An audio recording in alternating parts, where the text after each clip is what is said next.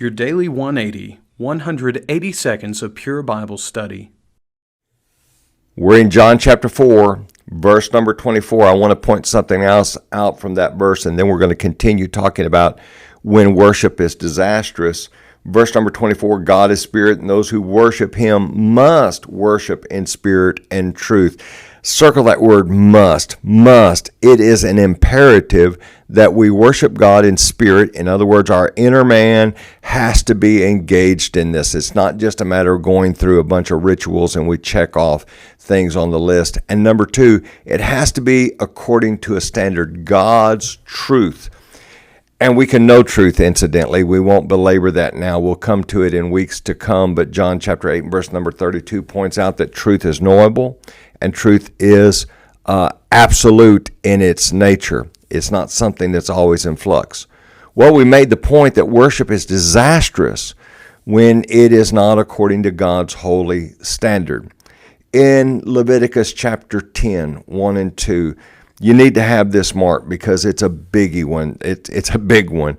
And there's some things that we learned there. We read beginning at verse number 1. Then Nadab and Abihu, the sons of Aaron, took his censer and put fire in it, put incense on it, and offered profane fire before the Lord. Some translations translate it unauthorized fire. The King James uses the word strange fire. The bottom line is, and we think to ourselves, how trivial is that?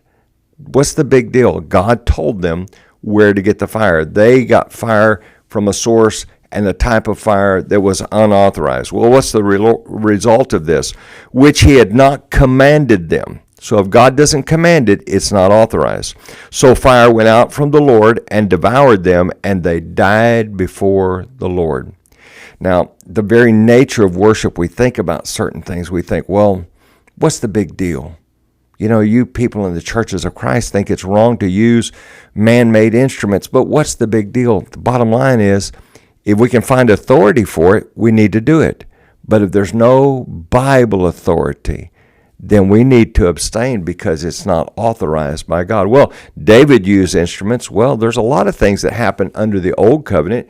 They stoned children. They offered animal sacrifices. They offered incense. But what's authorized under the New Testament? Well, we're not authorized to offer incense and worship. We're not authorized to have animal sacrifices under the New Testament.